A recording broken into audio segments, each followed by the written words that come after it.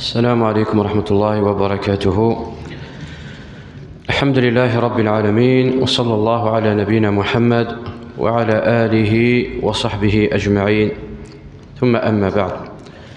إذا نظر يثمى الدرس عدان أين عنان المواقيت عند غرديدين المرء يحرم بإمكان النعم. وند أنه المواقيت ند المدينة النبوية ذي الحليفة أبيار علي، ونناد أهل العراق البصرة الكوفة ذات عرق، نناد فيما يخص أهل الشام مصر الجزائر ناد الجحفة، ويكني خاصة نظير ديريكت يعني سلافيون جدة وهو ما يسمى برابغ. ونناد كذلك أهل اليمن يا لملم مصغر تورغ السعدية، وناد كذلك نجد قرن المنازل مصغر السيد الكبير. المواقيتين يمنع منعا باتا أنه أنت ديباسيول من غير إحرام. إن تجاوزها من غير إحرام فعليه هدي غير شريعة تزلو مكة سيد الكفارينس ويتصدق بها على الفقراء.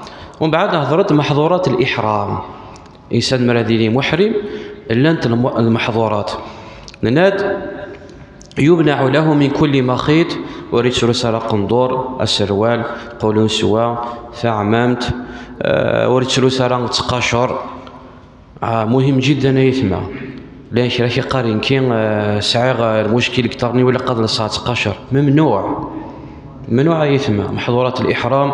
وريد السروال راه الطير وريد الصيدة اللقطة إلى غير ذلك من محظورات الريحة وريح دمار الريحة وريح دمار المسك إلى غير ذلك من محظورات الإحرام يتناظر قدر سيعدان. ثورة أقلا نسدوها مكة مكرمة ونحن ملبين أقلا نتلبيها كي بريد لنا فرضا نصدق المدينة النبوية نسدوها مكة المكرمة. يقال المؤلف ويستحب له أن يغتسل لدخول مكة، والاغتسال من المستحبات من السنن كما ثبت عن ابن عمر رضي الله عنه أنه كان يغتسل عند دخول مكة وعند الإحرام ويوم عرفة، هي من المستحبات لمن استطاع إلى ذلك سبيلا. طبعا وحيد الوقت ننتور هذا الوقت ننتور يثمى ماشي كيف ثورة ولا ثيثما أين غير نهضر ثورة النظري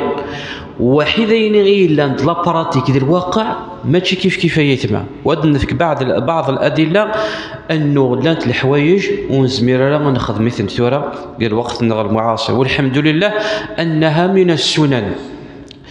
فثير من ياك مرة تدو تكشم تاع مكة انك تغتسل عند الإحرام تغتسل ويوم عرفة تغتسل. وابن عمر رضي الله عنه أكان لا يخدم ولا يزال يلبي دبر الصلوات وعند كل شرف وعند ملاقات وليس عليه كثرة الإلحاح بذلك. ثم المؤلفين القدامى هضر دمكي لان الحال سيزيش نيك مرة تدوت قبريت تدوت على مكة ما زالت تلبي يزيك يثم كاين دنيا مرض روحا الحج يأتون من كل فج عميق المروك تكشمنا الجزائر روحنا مصر كشمنا الأردن إنك تسدوت قبريديك وتصل بيت لبيك اللهم لبيك لا شريك لك لبيك. إنك مرة ثالث تساونت بس نوني تروحون فطار يعني تختارني بردان ساعة بالك ذي ضل البلا ساعة تساونت صنع سبب. إنك مرة ثالث تساونت تلختوم كان علي لبيا ترى الدردين ده ترى على حسب الوقت نسال. إنك ما عند الملاقات مرة تكشمت مصر تملاقاتي تمك مرة تكشمت أدكشم ويكني على الجزائر أد ملاقاتني مثلا الجزائريين مرة تكشمنا مصر لأنه تروحون قافلة واحدة. مرة تكشمت مصر هذا ملاقاني مدوكان نسل بمعنى أنه غسو كانت ملاقاتي تمك الديوارة كيسوا كشنعاد عن التلبية لبية عند الملاقات. ثورة كنيا مرة سنيت مثلا تدي مريم المدينة النبوية تسمى فرقو تدوم مع مكة تلبيه، زداخلو فرقو تلبيه، لبيك اللهم لبيك، قال لك زداخلو فرقو كليماتيزير، يعني الحمد لله ذي النعمة. ورسعيد اش نعتصابط الجثين قال لك تقيمط، هذا يندير سيشان راه يخدمن. ومع ذلك مكة المدينة النبوية غيثما غاميدين مكة المكرمة ماشي لشرع 450 كيلو تقريبا، شوفوا رقول 7 سوايع. ومع ذلك وزمر ترى غتقيم شي 7 سوايع لبيك اللهم لبيك، أتعيط ساعة غادي يستعفوا لعبسة. ولهذا قال المؤلف: وليس عليه كثرة الإلحاح بذلك، يعني وزمر ترى تقيم لبيك اللهم لبيك، لو يشوف حبس طريقين أتعيط مانيش أتضر تمانيش. وإنما الإنسان يسدد ويقارب، يلبي هذه يستعفو شوية، ثم يلبي هذه يستعفو شوية، يلبي هذه يستعفو شوية، وهكذا باش كيتما وريت اعتبار إيمانيس. ثمتو ثيثما تلبينا خطير، حتى ثمتو ثيثما تلبي، ولكن نسف التلبيين سيثما أتلبي بقدر ما تسمع نفسها وتعيط. راه يدي ورا غادي لين الصوت يسعى عليه في الصوت يركازل، اتلبي القدر كان ارا تسمعي مانيس، يدي ورا الصوت غادي يختلط واحد يركازل. فالمرأة كذلك تلبي وتسمع نفسها. التلبية غيثما هل يشترط فيه الوضوء أم لا؟ لا يشترط فيه الوضوء، التلبية لا يشترط فيه الوضوء. ولهذا أمنا عائشة رضي الله عنها سمي تفغ قال الحج وحيد النبي عليه الصلاة والسلام تفغى الحج، تسد أمنا عائشة رضي الله عنها والنبي عليه الصلاة والسلام تتشروه إيوا شو ثنياس يا رسول الله نفست، يعني مثلا تسيز العدينس.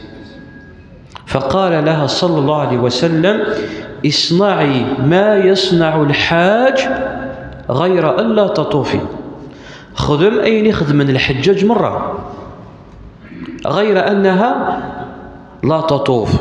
إيوا شو لأن الطواف يثما يشترط الوضوء، الطواف يثما يلق الوضوء، ما إلا غيفغاش الوضوء الطواف إلا قد تفوت تحت تتوضأ وتعاود تخلط.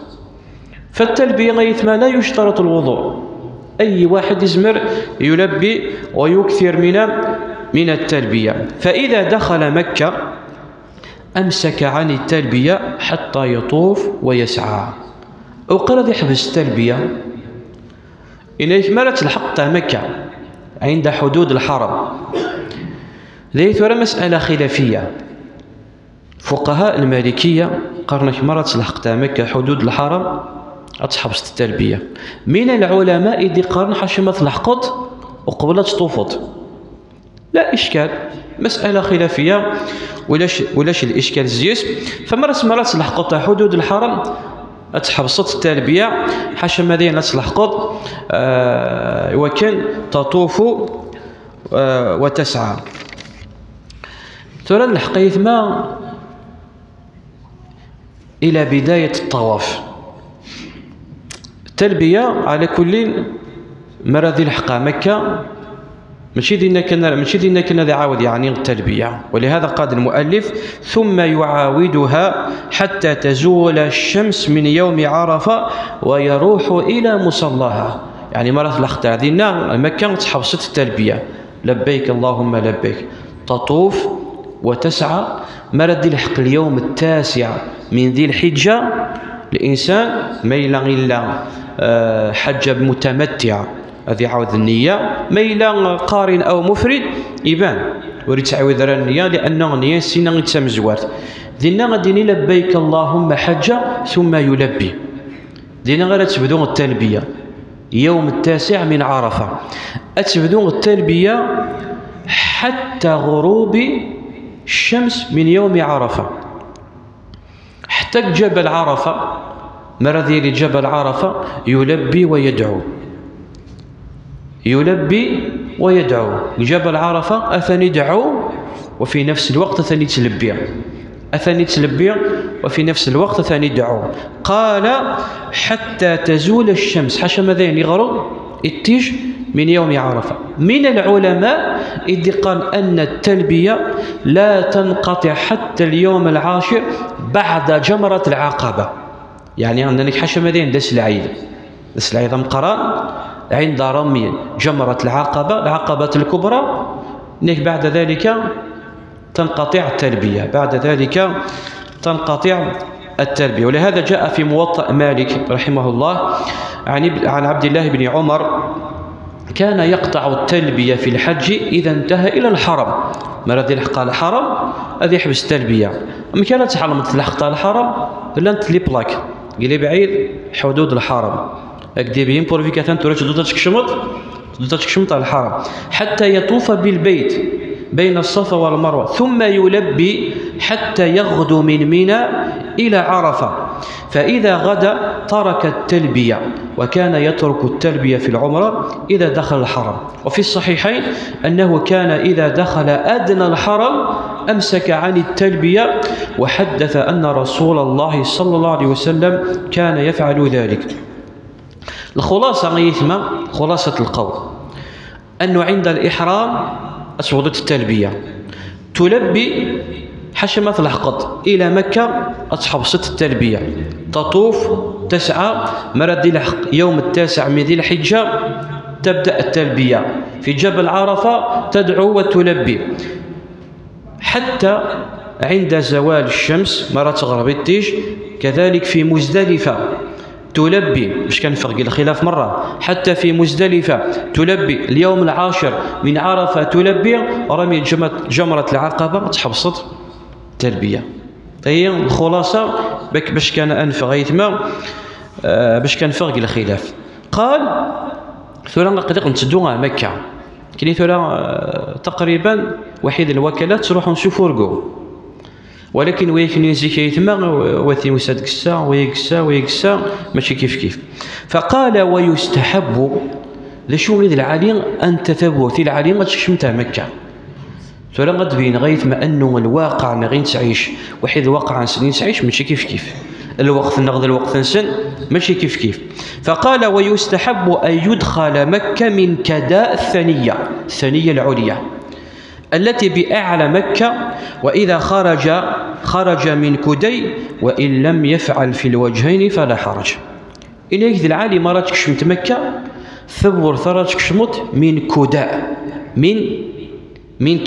من كداء بفتح الكاء، من كداء. الكداء هي دلت أتنقل الجهة باب المعلى ويكني يروح نزران أتنق قبر مقبرة المعلى، مقبرة خديجة رضي الله عنها، وذا كان لنا عليه السنة غير ديك شميون السنة. طريق يسمى ذي الحاجون بفتح الحاء إسقار طريق تصفط بلاك ذا الحاجون. نيك مرة الدياطر إلى كدي وهو أسفل مكة سنة ذيك شم، وهو طريق جرول. أهل مكة غمشي تفريق نيار يسموني كدي يقولون افتح وادخل وضم وخروج. افتح يعني كداء فتح كداء لسينا غرثك شمط، افتح وادخل وضم كدي أسفل مكة وضم وخروج. مرة تفغطك كدي مرة تكشمط كداء. ولكن ترى بالله عليكم أكم يسقسي غيثما، هل يمكن 4 إمليان للحجاجة تكشم كثورتني مرة؟ مستحيل زمن راه تكشم مرة. ولهذا ذا شو دينا المؤلف وإن لم يفعل في الوجهين فلا حرج. كشم صاصي تبغيت ثورة ثبورة مش كتكشمت مكة الا ندخل لها ثبورة تكشمت. المهم كنيس قارن كل الطرق تؤدي إلى مكة إلا غير برداني كي تكشم من المكان. المهم أتكشمط عندها تروحط تطوف بعد ذلك. باش كنعلم ثيثما أنه ثورة خاصة في مناسك الحج مناسك الحج ثورة غيثما يوعر ماشي غمزي، ويكثر فيه القول لا حرج ولا حرج. وكان النبي صلى الله عليه وسلم يسأل إلا يتوسق سي النبي صلى الله عليه وسلم في أيام الحج فيقول لا حرج لا حرج، لأنه لانت أمور خاصة في وقتنا مستحيل. كم تكي على سبيل المثال، على سبيل المثال الجري بين العلمين الأخضرين، مرات لحقت السعي بين الصفا والمروة، ما لحقت العلمين الأخضرين إذا قد تزلط ثورة واحد الوقت الغشيني لك مستحيل لازم تزلط. عند الطواف من السنة 3 أشواط في مزورة الرمل، ثورة واحد الزوح مني والله ما إلا تزمرت كان غتصدوتا كاين دوكاش أقنيك مليح.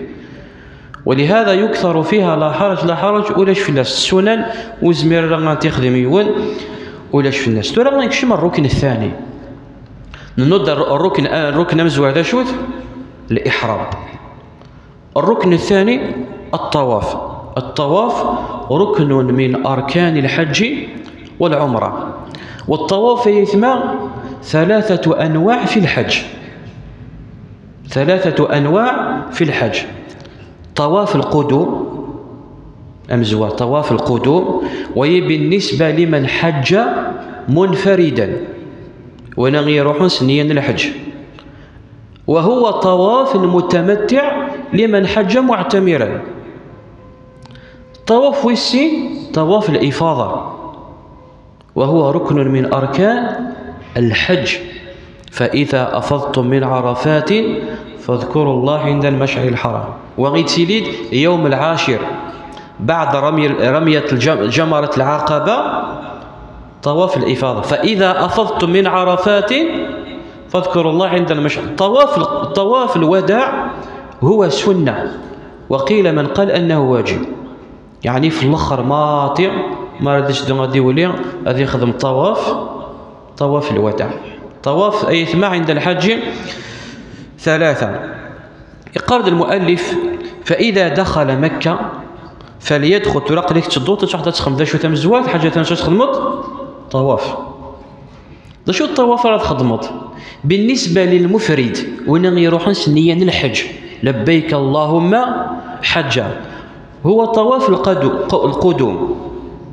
أما بالنسبة للمتمتع كذلك هو طواف القدوم شو تسيني رحت بنية العمرة. فقال فإذا دخل مكة فليدخل المسجد الحرام، ومستحسن أن يدخل من باب بني شيبة. ثم قد تسمى شرين يسمون كذا يسمون دي قديما، ولكن قال وقتنا ثورة بدل يسمونني. إنك مرة تروحوا على المسجد الحرام باش تخدمت الطواف، إنك ذي العالية أتكش متكتب ورث ثبورثني تسمى باب بني شيبة. أمكي صغار ثبورثني قال ناس باب السلام، أتسانو فاس ديريكت القصر الملكي. إيوا شو مدينة العالية ما تكش متكتب ورثني الحاج معليش الرسول عليه الصلاة والسلام يكشم السنة معليش مي غير واش يكشم الرسول عليه الصلاة والسلام السنة إيوا شو العالي الحجاج تكشم السنة بو ثيبورا غيثما باش كتكشم تعدينا لا ندخل لا نتبورا. وذي إذا غنض في نقطة مهمة أنه الواقع سند الواقع أنه ماشي كيف، ولكن إيوا شو العالي غتكشم السنة باب السلام اش عفو ربي، لانه ديريكت مرات كشم تاذينا اتصودك حاجه اكدي قابل الحجر الاسود، لان الطواف مشي يبدو الحجر الاسود. ولكن ما الا تكشم كتبوره غيطون ما تكشم تكتبور مثلا باب الفتح مثلا باش كتصحد الحجر الاسود، يعني الا قاتصوص كونترير وتقريبا ما الا العيبه تستعتبر نكايه تطوف نكا شي غاص نصص الكونترير ديرونجمون معناتها الا قطعه تدورت باش كتلحق الحجر الاسود. ولكن ما الا تكشفت باب السلام مباشره اتكشمت على الحجر الاسود.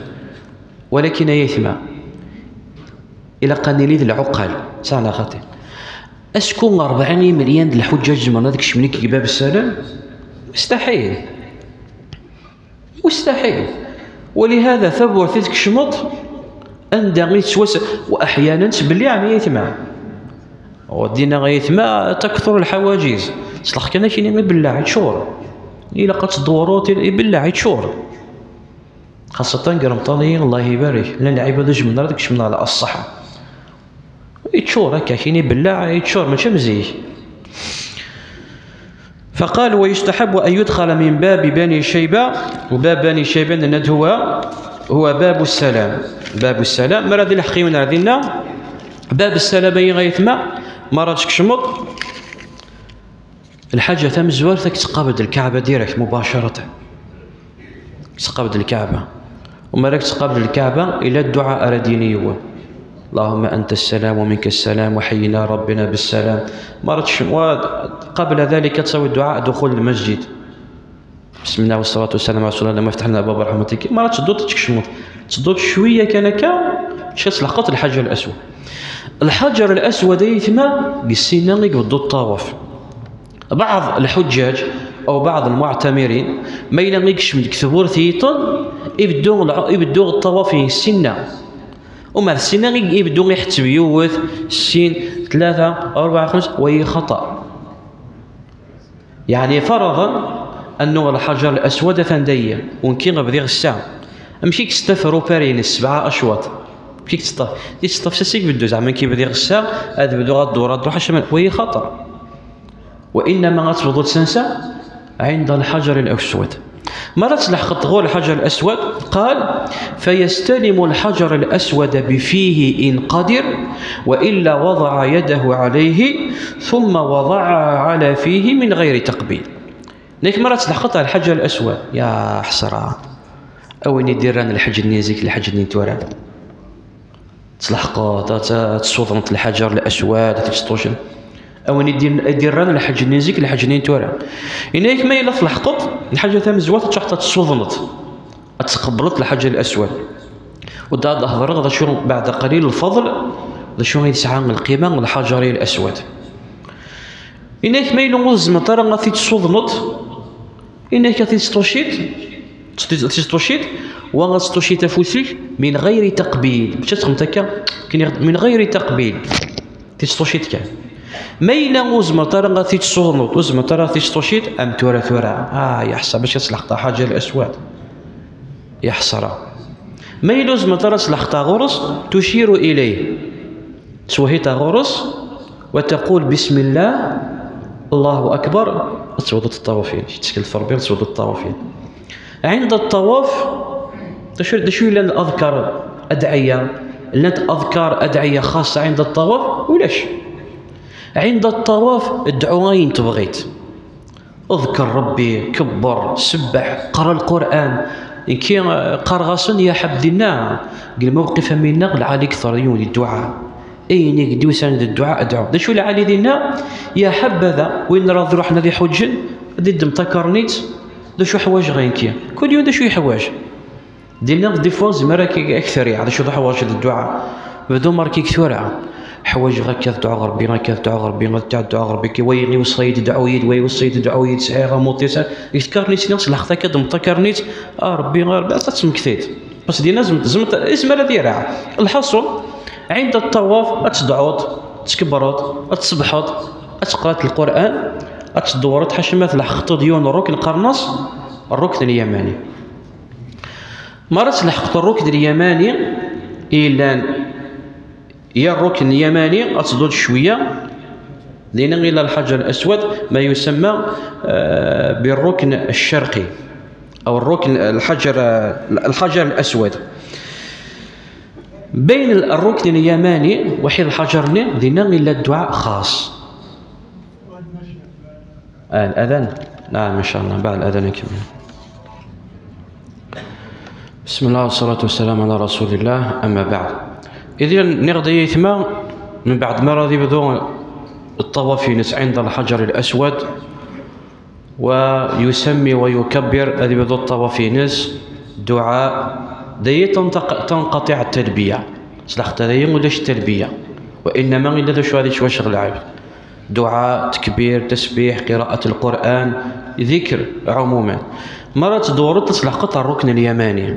بين الركن اليماني وحيد الحجر الأسود أو ما يسمى بالركن الشرقي أو ما يسمى بالركن الأسود بينه وبين الركن اليماني دعاء. شنو ديال الدعاء؟ ربنا آتنا في الدنيا حسنة وفي الآخرة حسنة وقنا عذاب النار. هذه تساوي الدعاء هي حاشا ماذا يعني الحق الحجر الأسود. أحيانا يثمى عند الزحمة وحيد الغشيني غكيين وتزرطر الحجر الأسود. زعما حابة لكم بديت تبينا راه بون الإنسان ما إلا يخدم الروبيرا كان الركن النير أجديبا ما يخدم الحسابات ينس، ولكن تيلي دايت مع عالمين أخضرين إلا العالم أخضر كان اليمين اشتيلات الدور ينسى شو الدور يسكدي بأنه ما يتلحق ثلاثينا مع تقليك تلحقض الحجر الأسود. وهي مهم خاصة الطابق العلوي. ونغدا يثما مسألة تصوضنت الحجر الأسود نغاتي تطوشي الثورة يوعر مليح ما ينغيسو حاكدا ما ينغيسو حاكد في الطوفة الصح نزداخل والله محظوظ، لأنه قل وقت الحج يثما يزم راك دي صحة تضوفت الطابق العلوي والطابق العلوي غيثما وتزاطر الكعبة مقارنة وين غيك شطوفنا كي ينزف الكعبة متواليس واحد يساون وتزاطر الكعبة، لأنه غلانت حواجز راكي من عن انه وزمطره تزرط الكعبه. مرة دي لحق هذه عاود مرة دي لحق الحجر الاسود هذه عاود هذه وهي غرز وذي سميق وذي كبر وذي رنو الطواف ويسين ولكن ويس ثلاثة ويس أربعة ويس خمسة ويس ستة ويس سبعة مثلا ويس 7 أشواط. قال ثم يطوف والبيت على يساره 7 أطواف 3 خيبا ثم 4 مشيا. يعني مرة تطوفت عكس عقارب الساعة يعني الكعبة تجرى تصد ثم تظلمت تدو ترى ثم تيفوس ترى تقريبا العباد على المرة هذيك شمكان هذه عام دويرنا كان هذه دوريك ديال الانسان 3 خيبا ويدني غوز الزمر ترى ترى عند الزحمة يعني الرمل 3 أشواط رمل والزمر ترى و4 مشيا. ولكن ما ينام يزمر يول ولو يبان ازدا كان شويه ازوحه كان ليستا كان غادي يحاول توجور غاسو كان اللي تسجل امكانيات، ولكن عند الزحمه والزمر ترى يعني يصعب ذلك.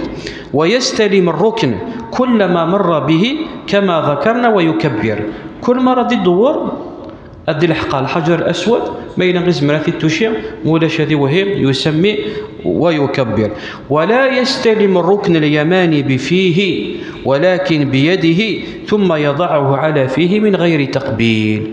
مش كي يخدم مثلا كوات مثلا مرة دي الحق الركن اليماني السود ونيث يقبل الركن اليماني ولاش اين كتبت انه الركن اليماني غادي تصدمت ولا يقبل الركن اليماني وانما ذا شم كتخنط الركن اليماني توشي السيفه سنيك يسعى الاجر يسعى الفضل توشي السيفه سنيك توشي تسوق موشي من غير تقبيل ماشي غير يمكن يخدم لك من غير تقبيل ويسعى الفضل يسعى الاجر.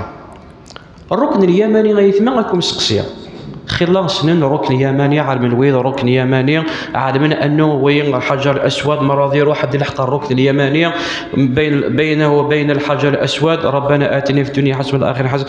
وش صغار الركن اليماني المصطلحات العالم تسني وانا خاطئ اتجاه اليماني. المصطلحات هي استخدام نيثنت يسمى بالركن اليماني. تستعمل الركن اليماني ثم ما يثمن الكعبه ساعة 4 يبطون كنا خاطئ 4 طرسين يعني 4 زوايا 4 يبطون. الركن يقارن الركن اليماني الركن اليماني نعقل الناس كذلك الركن الجنوبي الركن اليماني نغ الركن الجنوبي. وش يستغل الركن اليماني يعني مرة تلحقت الجهة الركن النير أكديني الجهة تساوي اليمن زي شكايني معروفين طبيعة تروح تاع اليمن شاد البوصلة الجهة هي تشدو اليمن يعني الركن اليماني وهي اتجاه اليمن. مرة تدوت تلحقت عندي غيلا الحجر الأسود يسمى بالركن الحجر قال الناس الركن الشرقي يعني غيديني غنو امكانيه يتساوي غير الشرق. ثم بعد ذلك مرة تلحقت الركن وثلاثة الركن العراقي او ما يسمى بالركن الشمالي. غير نص الركن العراقي يبغى يدينا أنه الجهة هي تساوي العراق. ركن ويس 4 يسمى بالركن الشامي، الشامي أو بالركن الغربي، أكدبين أنه الجهة هي تساوي مع الشام. نعم. إذن يثمى من هذا يثمى الحجر الأسود. وشو العبادة يثمى سعنا الرغبة، الحرص الشديد، مع أنه أحيانا تستليد الرغبة زائدة وديوارا كذلك يثمى نصح ذا العالية. الإنسان كيني غاد الحق غاردينا والسودون غار الحجر الأسود، تستوشي غار الحجر الأسود. وشو الذي يسود الحجر الأسود؟ وشو غادي توشي الحجر الأسود؟ يروح برغبة، يعلم لا شو إلا عند الفضل، يعلم لا شو إلا عند الأجر، مقارنة وين يروح كانوا يعلم هذا شو إلا عند الفضل شو إلا عند الأجر، معليش. ولكن كذلك الحرص الزائد بزاف.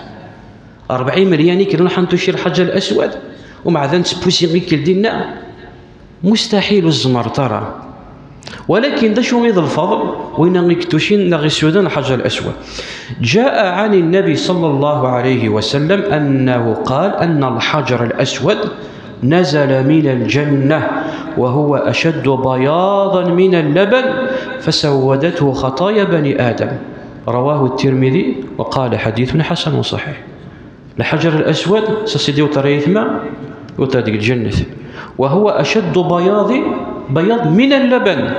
اقل دبر كاني وشو بسبب خطايا بني آدم. وقال صلى الله عليه وسلم الفضل، قال عليه الصلاة والسلام والله الحجر الأسودية والله ليبعثنه الله يوم القيامة له عينان يبصر بهما ولسان ينطق به يشهد على من استلمه. ولما يثمرني وشو تزن العباد ذو الفضل ذا مقرأ أنه غاثي تصدنتنا غاثي ستوشيد رب العالمين يوم القيامة أثدير ذا المخلوق أزدي جعل السنة ونن أزدي جعل ليس وذي شهد فون غيثي توشيد. ليس بمع أنه وإنه يزمن رغتي الحقوش الشهادة يعني الحجرين لا غالب. كل من سلم عليه سيد القاعدة كل يوم يلحق علينا اسلم في اللاس غسو كان في السودان طارا غسو كان في ستوشي طارا كل من سلم عليه ذي شهد في الله يوم القيامة. وفيه كذلك اتباع للنبي صلى الله عليه وسلم إذن عليه الصلاة والسلام خذوا عني مناسككم. وشو يسودون الحجر الأسود؟ وشو يستوشي الحجر الأسود؟ لأنه زران الصحابة النبي عليه الصلاة والسلام يسودون الحجر الأسود فقال خذوا عني مناسككم. حفظوا أكني خدمت ورب العالمين دا شو دينا قال قل إن كنتم تحبون الله فاتبعوني يحببكم الله ويغفر لكم ذنوبكم.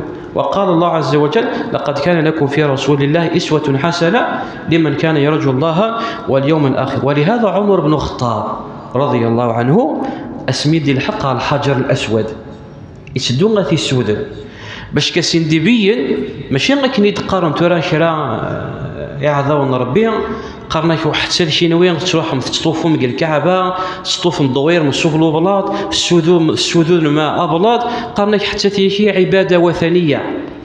مازالكم كان مزيك كان تعبد ما بلاط لا نكني نعبديف ماشي نعبد بلاط نكني السذون الحجر الاسود ني الحاجه تمزور اتباعا للنبي صلى الله عليه وسلم زيد بزياده يهضر غدا شويه غير نزيد الفضل.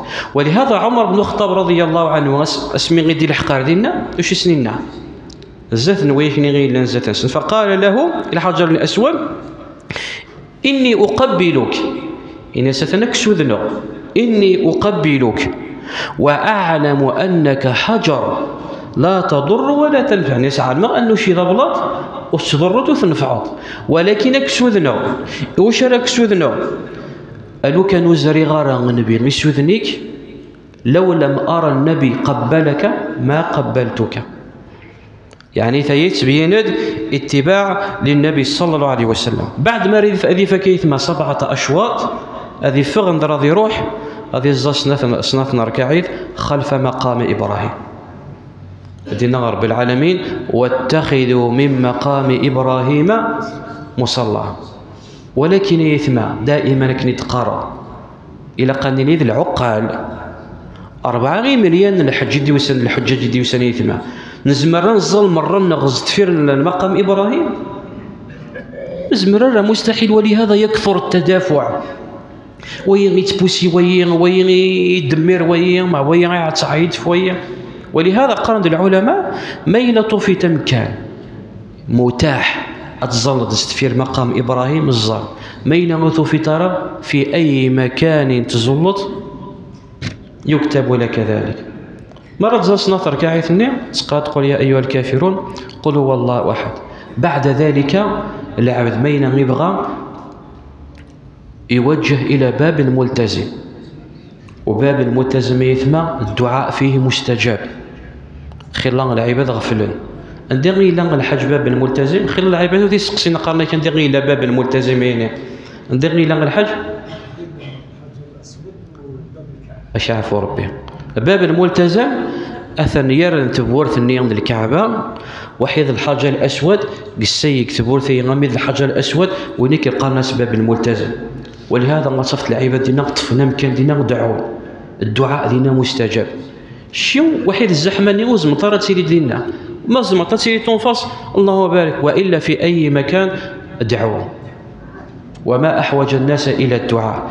ثم مرض فوق كذلك كثير من الناس الحجاج غفلون في النقطية مجرد ذي زاس ناثر كعيث استفير مقام إبراهيم باش كذا يروح يسعى بين الصفا والمروة يغفل في السنية. لا شوت مرة تدو تصلي الساعة بين الصفا والمروة أتعاوض تتوجه تفوسي عند الحجر الأسود خلال الحجاج سقفالين في الناس أتعاود تتوهيط الحجر الأسود بسم الله والله أكبر حتى تتججد.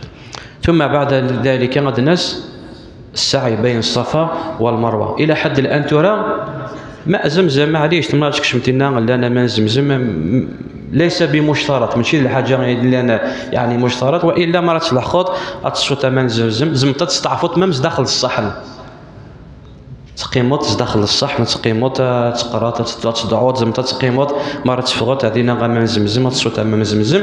ثم بعد ذلك غتصليت السعي بين الصفا والمروة. إلى حد الآن قلا نويد الطواف يقيم غد السعي بين الصفا والمروة أتنظر بحول الله تبارك وتعالى قدر سيدي تدون السعي بين الصفا والمروة. ثم بعد ذلك نكشم صفة الحج مع ذينا غير نكشم الحج بإذن الله تبارك وتعالى. أسأل الله عز وجل بأسماء الحسنى وصفاته العلى أن يعلمنا ما ينفعنا وأن ينفعنا بما علمنا وأن يزدنا علما. وأصلي وأسلم على نبينا محمد وعلى آله وصحبه أجمعين. بارك الله فيكم.